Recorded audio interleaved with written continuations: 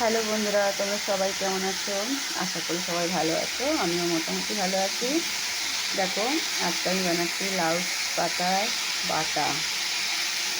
এটা দিয়েছি পেঁয়াজ, রসুন আর কাঁচা লঙ্কা দিয়ে তেলে ভাজা করে নিচ্ছি। বেশ সুন্দর করে একটু ভাজা করে নেবো।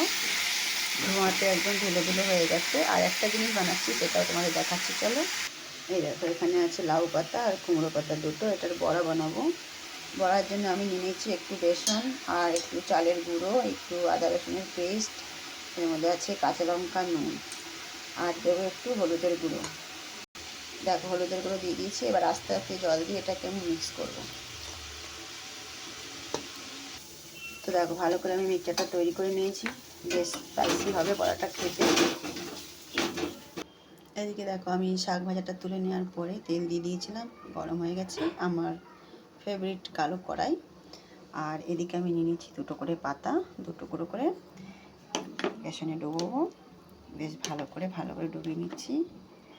আর দিয়ে দেবো তেলে। এইভাবে আমি বড়াগুলো ভাজবো। আর এই কটা আছে, দেখো আমি বানিয়ে নিয়েছি সব বড়াগুলো। এই দেখো বন্ধুরা, বড়াগুলো বেশ মচমচে হয়েছে, কেননা আমি এর মধ্যে একটু চালের গুঁড়ো ব্যবহার করেছি, তো খেতে বেশ ভালো লাগবে। খালি বেসন দিয়ে করলে একদম নরম নরম হয়। দেখছো, খুব সুন্দর মচমচে হয়েছে। তো আমার কুমড়ো পাতা লাউ পাতার বড়া রেসিপিটা তোমাদের যদি ভালো লেগে থাকে তাহলে একটা লাইক করে দেবে। আর তার থেকে যদি একটু বেশি ভালো লাগে তাহলে একটা শেয়ারও করে দেবে। ধন্যবাদ বন্ধুরা। আগের ভিডিওতে আবার দেখা হচ্ছে। Tata, bye bye.